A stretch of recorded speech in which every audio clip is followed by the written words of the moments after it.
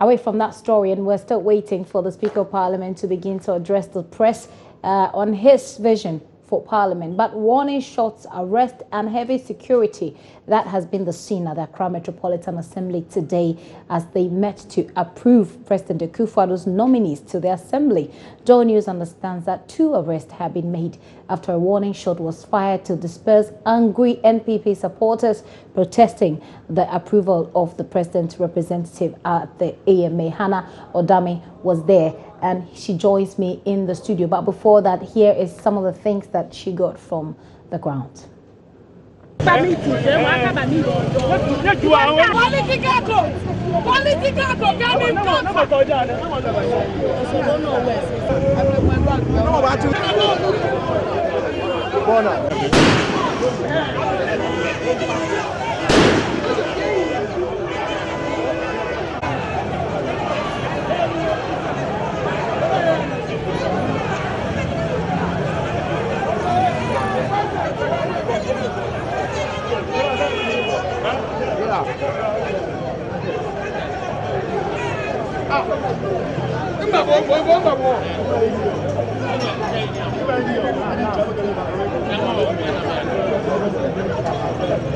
No. What you say?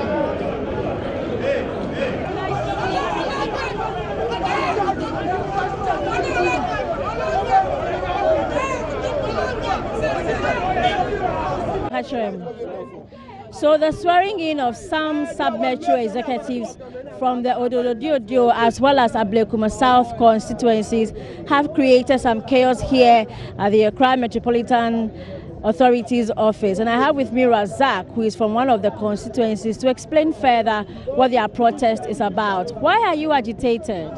Why? Because we are in Ablekuma South. The youth in Ablekuma South, we are so angry. Why? Because we have a certain chairman called Loamak, but the chairman is not helping the youth. Why? Because we went to primals. Then Lawyer Jerry Ahmed won the election at the primals. So they must back Lawyer Jerry Ahmed Sahid to work. But they turned their back to Lawyer Jerry Ahmed Sahid to work. Then the youth in the constituency, we just stood up to work for Lawyer Jerry Ahmed. But now they are we have some government appointees in AMA South Metro. Lawyer Jerry Ahmed, they bring 5 slots. They have to give 2 slots to Lawyer Jerry Ahmed Said, the PC. Then the chairman will take the 3 slots. But we haven't heard anything since 2 weeks now. Yesterday evening, then since yesterday evening, we hear it, then we say now there's nothing, so that we must sit down and look upon these things. So we must wake up and come. Then we must protest. We must protest the swearing in. If they have anything to tell us, they must come out and they should tell us. If Nana Akufo-Addo, the MPP, if Nana Akufo-Addo, the president in Ghana, if he want to contest the two terms, that one they fine. But if he don't want to contest the 2 terms, that he want to go just only 1 term, fine, cool. So this is more of a party thing. One party works and you think the other party is the one who is going to chop, if I should put it that way. Yes, of course. So what's the name of this particular chairman you're talking about? Lawyer Chairman McDonald. Who is from which party? MPP. And you guys are from the NDC? No, we are from MPP. You are from the MPP. But it's not working. But you think all the candidates that have been brought are from a different party? No, they are from MPP, but they don't work for the MPP. Yeah. So do you have your own candidates that you want to be appointed? No, we don't have. No, we don't have any candidate, but we want let the peace reveal. That's all. For real. But if you don't have candidates, who then do you want to be appointed? Because they've appointed some 5 people already and you're not happy with it. So earlier we spoke to some of the members from Ablekuma South who are not in support of the candidates that are going to be sworn in for the sub-metro executives. I have with me Vincent, who is from the Ododo constituency. Yeah. What's your issue also?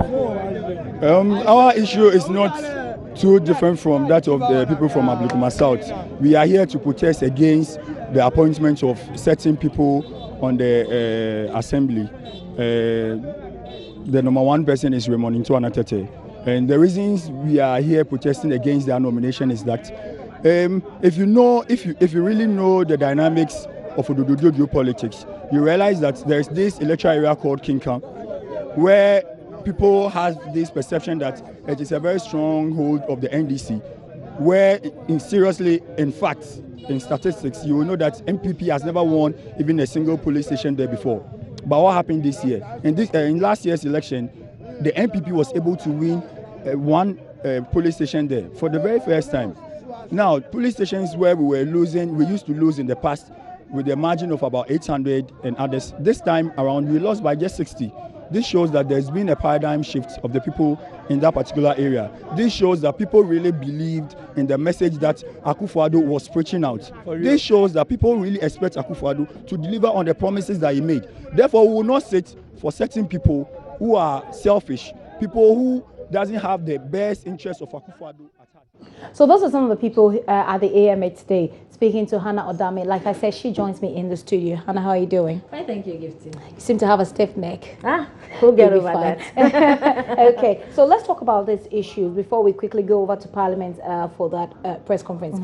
What really are the issues? They make a generalization and say they're not working. They are members of the party, but they didn't work to help the party. But are there any specific concerns about the persons who have been selected? Exactly. The last person that we're speaking to is Vincent Adams. He's from Odododio specifically, and he says that the nominees that have been brought for the positions are involved in corrupt practices, and one of them is even on suspension currently as we speak. So they don't see why suspension in the party. They don't see why this particular person called Raymond, he couldn't give me the last name, was going to be approved to be a government appointee to serve in the assembly.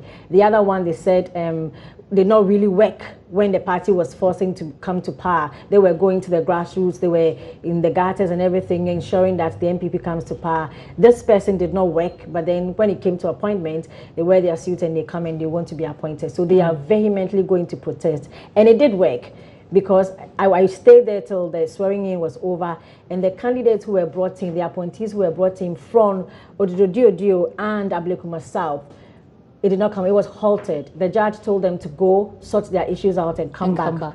So those ones were their protest actually did. So their protest worked, and the people who were supposed to be sworn in were not sworn in. They were not sworn in. Okay. At the time you were leaving, had there been calm? They were still there because they wanted the assembly members who had been sworn in to come down, so they will actually speak to them and realize that you have not been sworn in, so they can leave. Some of them were still there. They were still dissenting views, and they were still there waiting to see the assembly members before they get out of the place. I need to let you go now, but quickly, did you speak to the police and any party official? What did they say? There were no party officials there. I didn't see any of them, but I saw the police, the district commander, who asked us to speak to the regional commander. We haven't yet gotten to him. Okay, thank you very much, Hannah Odame. I hope that you get, your neck actually gets flexible quickly. Hannah Odame has been to the AMA where there were clashes, gunshots, etc. Over there. Right now, we need to go over to Parliament. The Speaker of Parliament, Professor Michael Quay, is addressing the press on his vision for Parliament. And that underscores the importance of this House. In the old Athenian democracy, the people met under trees and made their own laws and discussed their own affairs. But of course, you all know that in the modern society, we can't do that. Some are doctors, some are carpenters, some are masons building houses for us, some are farmers making sure that we have food to eat, and everybody must go about his or her job, so that we shall have development and live. But we also need to make the laws and also give directives on our affairs. And also so that when we send somebody to go do something for us, that person will come and account. And you cannot call all the people to account to them. And that is why you account to Parliament. From the presidency to everywhere else, everybody is using the people's money, and the people are represented in a certain house called Parliament. Go and give account. And in fact, this is why I often talk about Parliament as a house of accountability. You must account for the people whose money you hold. And the system, the modern mechanism for doing so is Parliament. And I will insist that Parliament can inquire into anything from archaeology to zoology.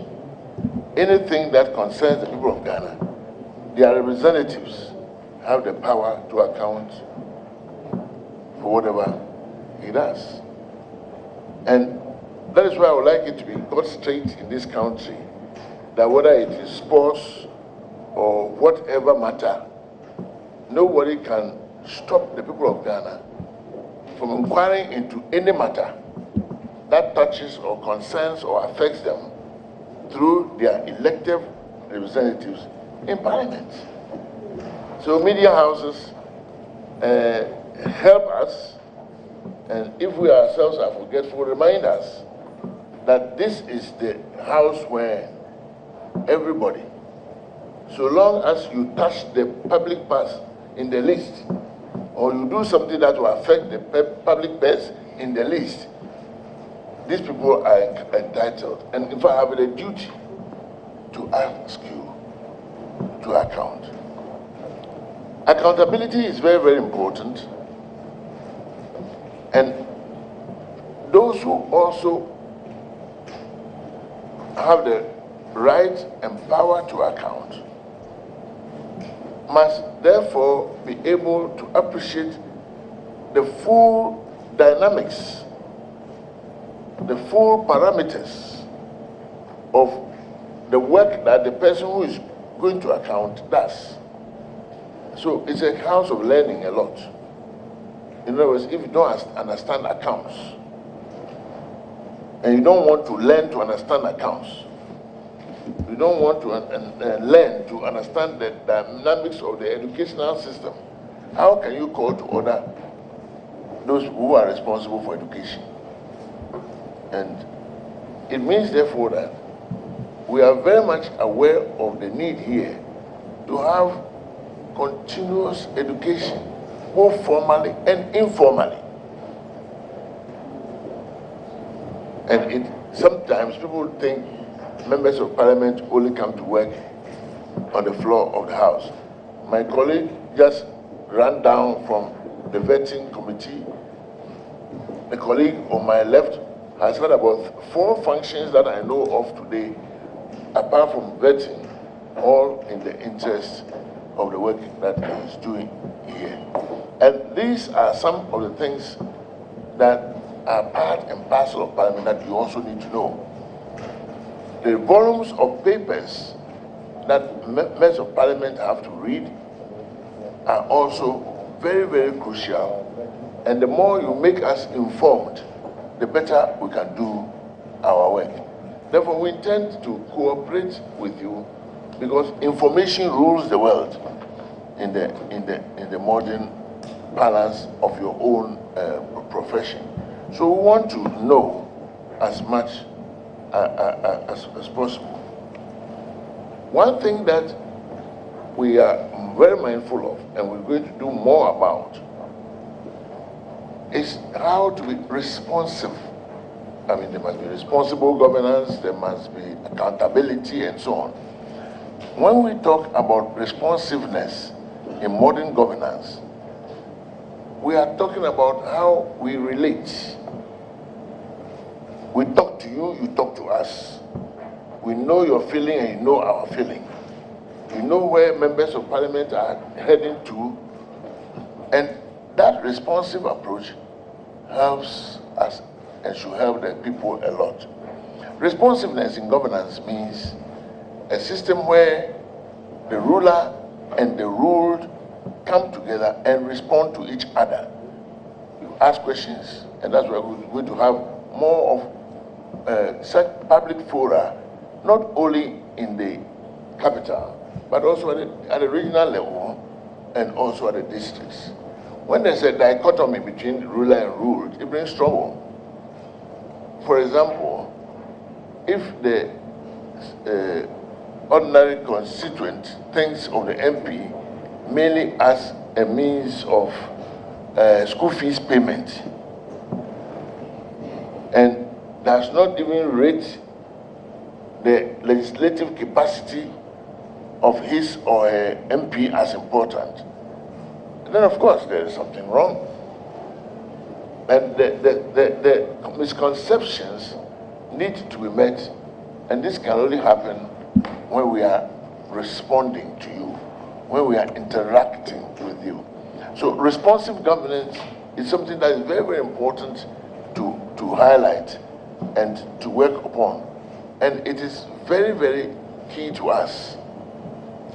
As we work and develop the new horizons and parameters that we're talking about, we are glad to have organizations like Star Ghana, IEA, who've come to have discussions with us over here. Because in this day and age, you can't ever do it alone. We need genuine sponsorship. We need the cooperation of those who appreciate programs, well drawn out programs, well conceptualized programs, programs that are practical to the needs and aspirations of the people.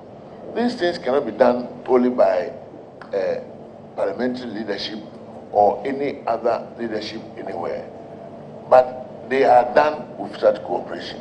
So it is that we are particularly glad to recognize Star Ghana on an occasion like this, because they've done tremendous work to assist our committees here in Parliament. As you know, the committees constitute the workshop of Parliament.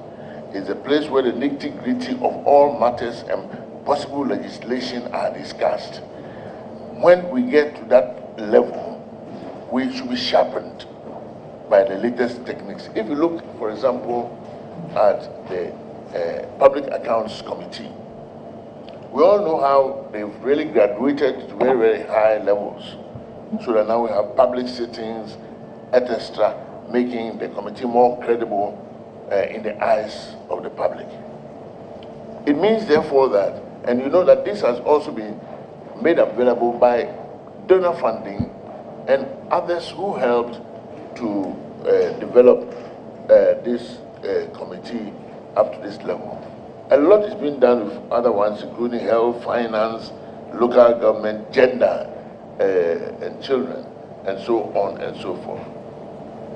When we have the committees strengthened, that is when we are able to really strengthen Parliament. The committees are really important to us. It means, therefore, that as we also meet and discuss some of these things, and in fact it has been said by some that just as the Public Accounts Committee hearings are done in public, so should we develop a situation whereby other committees will also have that kind of interactive approach.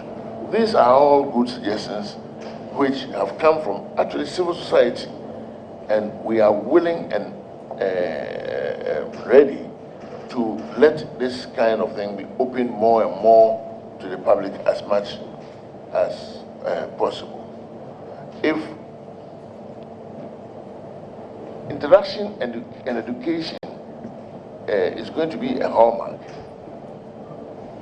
and for that matter, our strengthening our own capacity, you see that we've got a new institute that was recently opened by my predecessor, and this parliamentary institute is very, very important to us.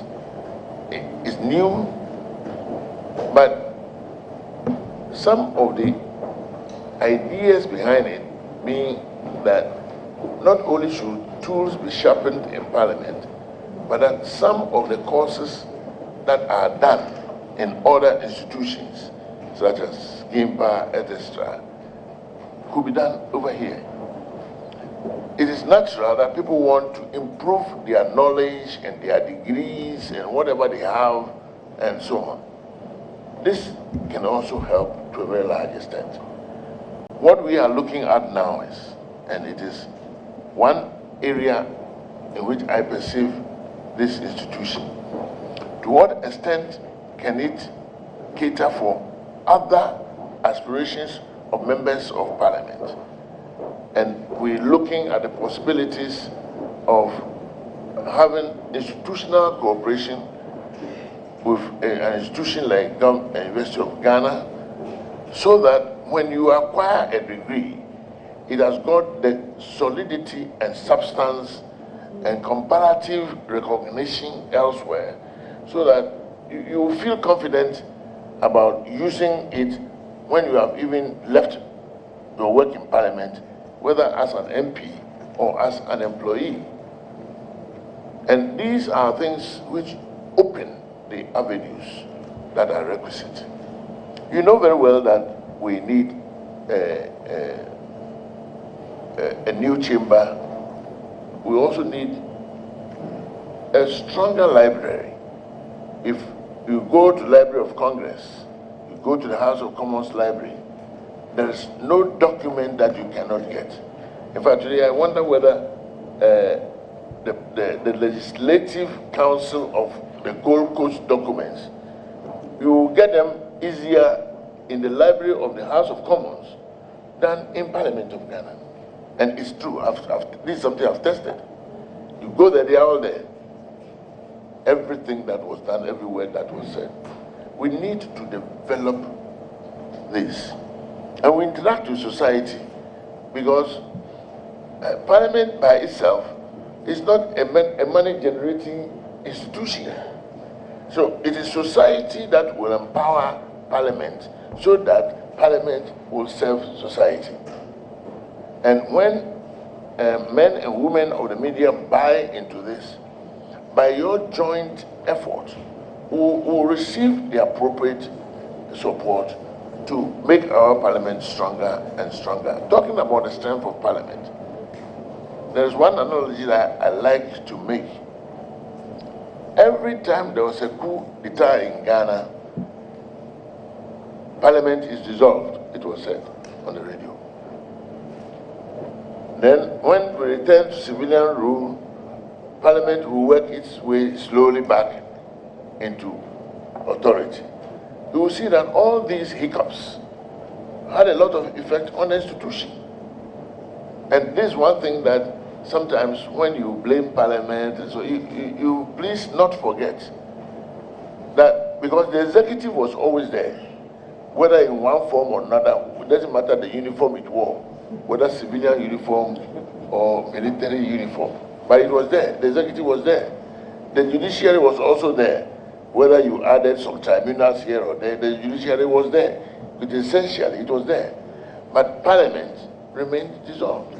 Then we'll have to regroup and find the feet of Parliament again. This institutional memory loss is a great blow that cannot be easily forgotten.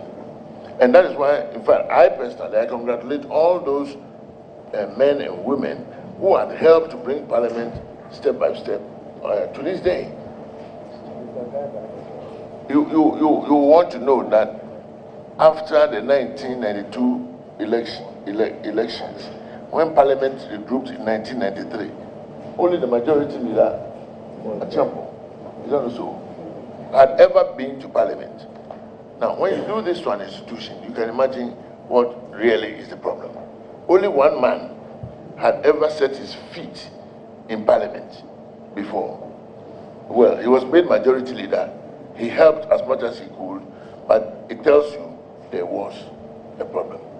So I will ask, I will plead with distinguished members of the press to know that Parliament is a house that has been trying to recover its footing. And for that matter, we need more of your assistance so that progress can be made. Of course, more of assistance, you are entitled to criticize, but bring suggestions that will also make the institution more institutionalized, if I may so say. Our lady MC for the day had given us a point of emphasis by way of members of parliament instituting private members' bills. I'm glad when we last went to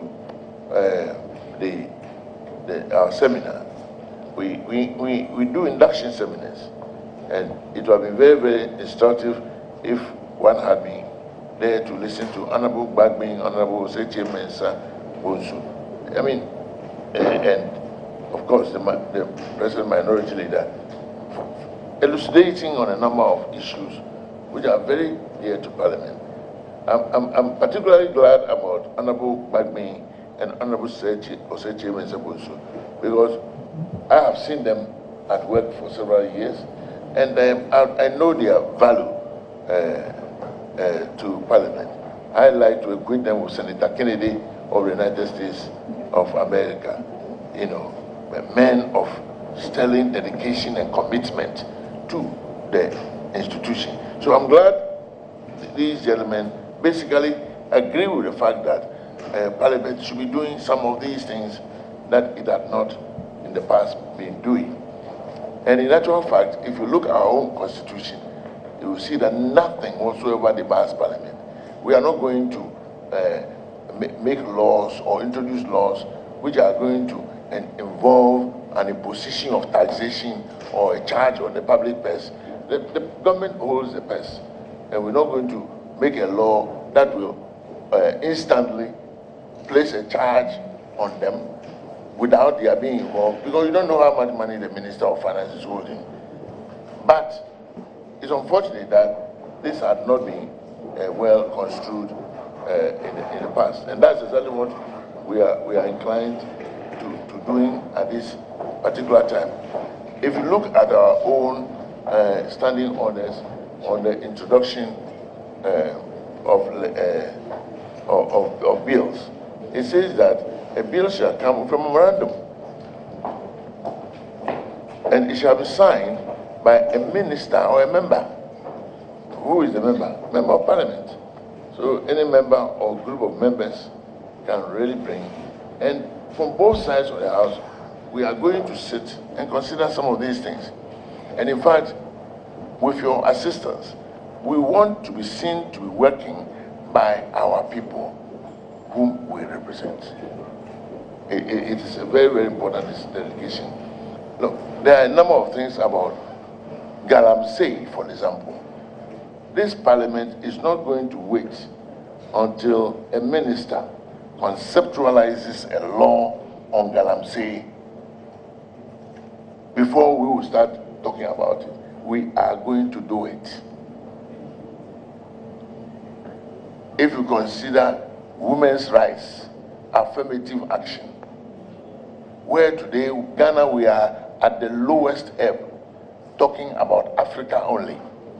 We are not going to, and I don't think our people expect us to wait for government, because a law to enhance the rights, the respect, and everything, and dignity of women is not going to be a charge on public funds. It's something that is worth doing. If you look at laws on children, maltreatment, and other things, it's not a matter of going to impose any taxation on anybody, and we are going to do it. In fact, it's going to be a way of making honorable members of Parliament think about all those things that touch, concern, and affect the populace, the people they represent. Everything. And I keep on saying, from archaeology to zoology.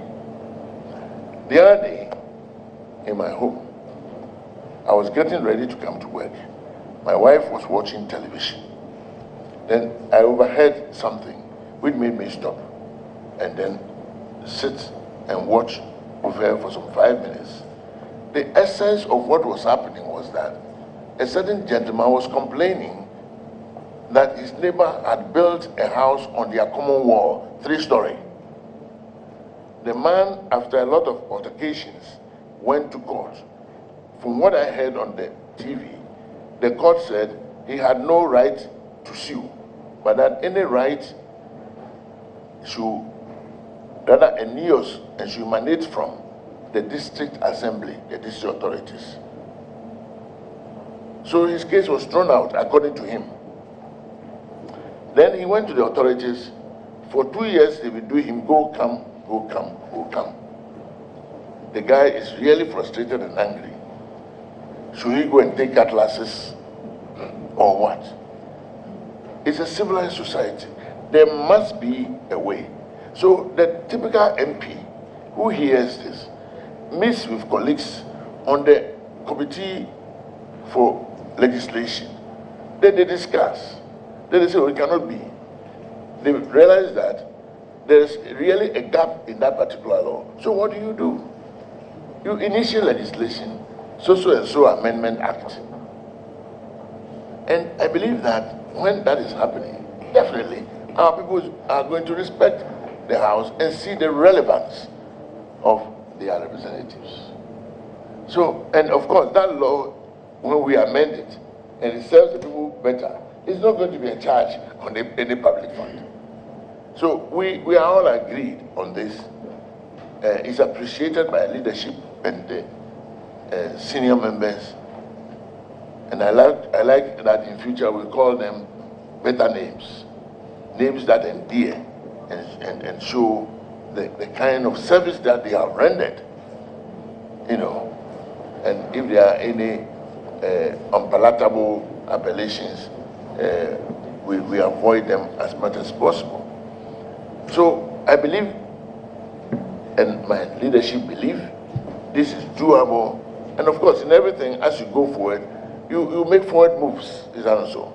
I mean, it's not that we're sleeping in the past, but that with time, we analyze things and we make new strides.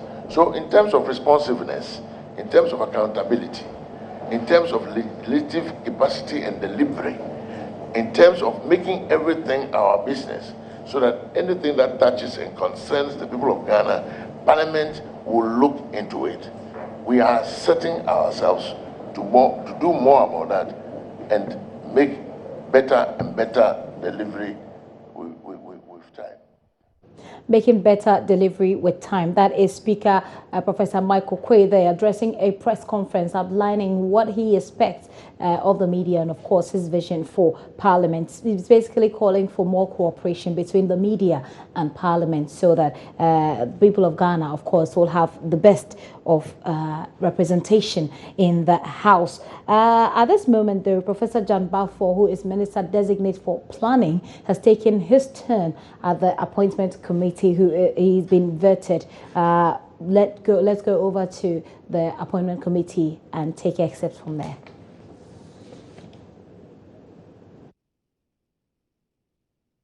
Goals.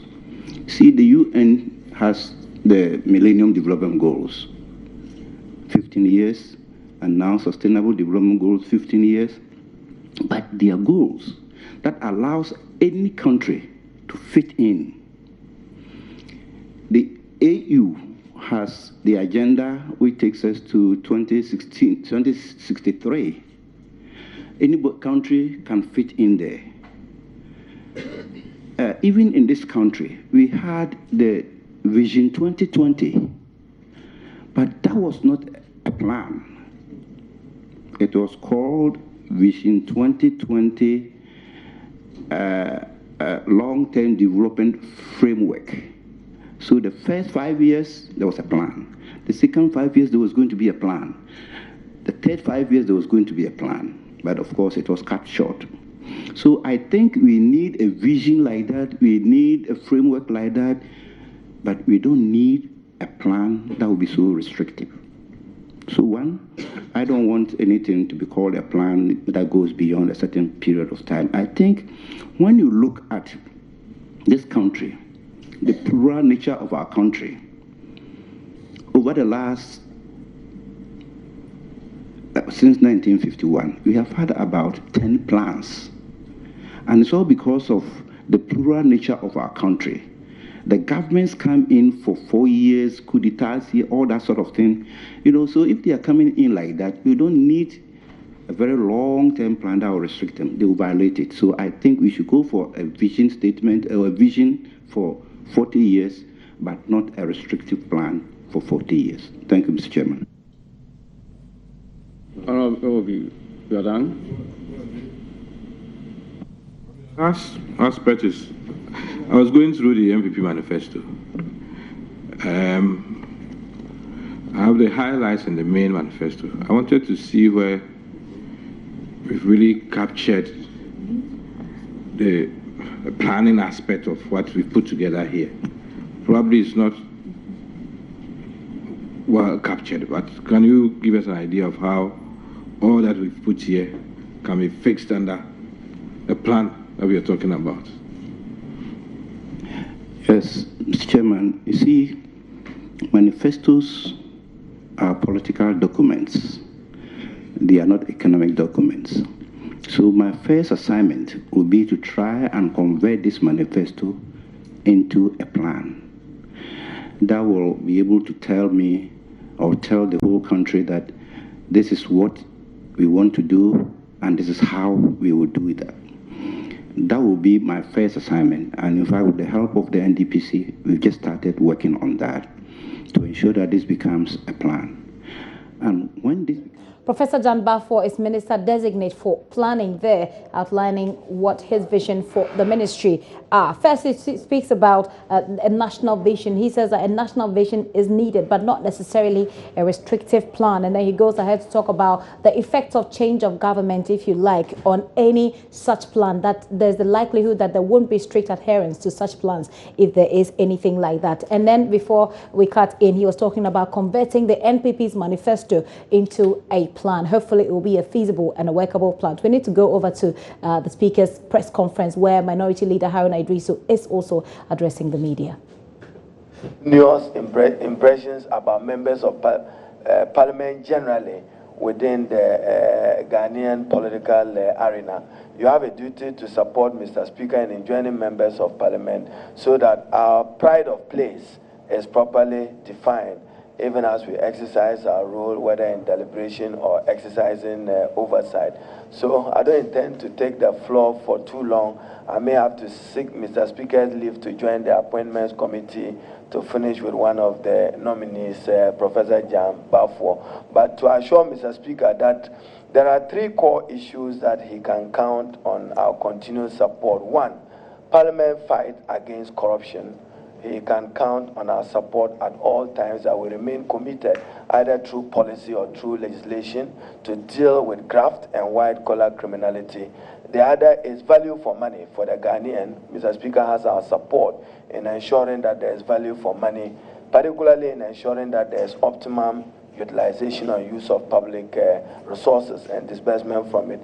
And then the third other issue that Mr. Speaker can be assured, we remain committed to a decentralized Ghana where the principles and values of decentralization work very well for the people of Ghana. So we expect you, the media, to partner Mr. Speaker to succeed. So far, we are encouraged with his leadership and many of the steps that he's taken. And I trust that we'll be able to build consensus on many of the issues that are in our best national interest. So thank you. This will be my comments to support and then to commend Mr. Speaker for opening himself up to this media scrutiny. There are many of you who would have been in the corridor gossiping that he has not interacted with the media yet. He's here and he shared with you what his vision is. Thank you. Thank you very much, my Minority Leader, the Honorable Haruna Idrisu. As has been indicated, we are live on GBC 24, and now it's the turn of the Deputy Majority Leader, the Honorable Sarah Osei, the Honorable Sarah Adjo-Asafo to take the floor. Sorry. Thank you. Maybe it's because Honorable Joe Weiss is here.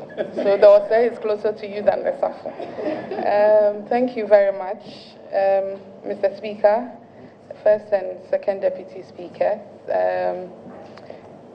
members of the press, both men and women. I want to start by commending the Right Honorable Speaker for such an initiative.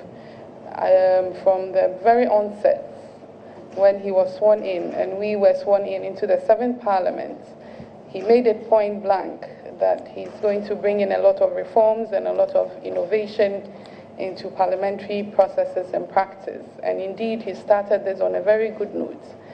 If we engage the media more, they would be the ones to sell us more, both negative and positive, and let the positives outweigh the negatives. But we cannot do our work and be seen to be doing our work properly without engaging the media. So I commend him for such a good step. He's spoken a lot about responsive governments, and I believe that if the ruled and the rulers both have transparency and accountability at their doorstep, it makes a lot of our work and their government also easier. So if this is what is going to promote more transparency and accountability and responsiveness in our parliamentary duties, we on the side of the majority also would lend him our required support, and we say it on authority that we're going to support him.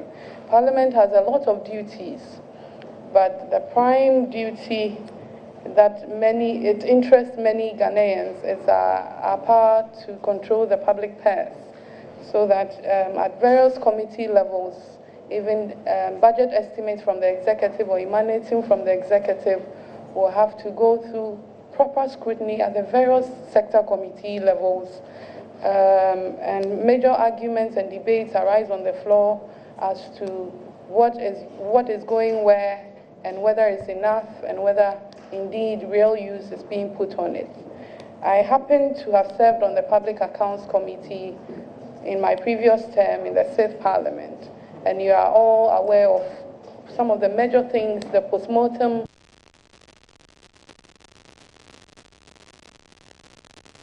useful and whether indeed it served the purpose for which it was supposed to serve. So if there's more transparency, and many of our committees are done through public hearing, I believe that you would carry our messages out a lot, and the people will understand the work that Parliament does to a very large extent. Currently, it's only the Public Accounts Committee, the Appointments Committee, and then recently the Government Assurances Committee that are telecast live and people watch. But I think that in moving forward, we could also extend it to other committees so that people are engaged directly in the work that Parliament does. In ensuring accountability also, we have done so in exercising our legislative powers or lawmaking authority as Parliament. We have passed a lot of laws which are streamlined towards accountability, transparency, and value for money. Examples of such laws are the Financial Administrative Act, the Public Procurement Act. It was passed by this Parliament. Recently, before the 6th Parliament closed, we passed the Public Financial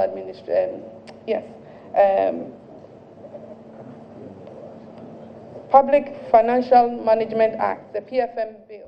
There's a lot happening in Parliament. Of course, government is gradually taking shape, and so there's the necessity for some of these things, for us to touch base with Parliament to bring you all of these things. So earlier you saw Addo, who is Deputy Majority Leader in Parliament, addressing the media right after Minority Leader Haruna Idrisu spoke, and Haruna Idrisu's point was very succinct. He talks about 3 core issues, which is about Parliament fighting against corruption, and that they are committed, which is about ensuring value for money and optimum use of public funds, and about decentralized Ghana. Addo, of course, has been talking about the initiative of the Speaker of Parliament to engage the media. She says that if this is how Parliament can do its work well, then the majority, of course, is committed. Earlier, we saw Professor Jan Bafo, of course, Minister Designate for Planning, on the floor meeting the vetting committee. And so at this point, we'll take a very quick break. You're still watching The Pulse with me, Gifty and Apia. We'll take a very quick break. We'll return shortly. Please don't go away.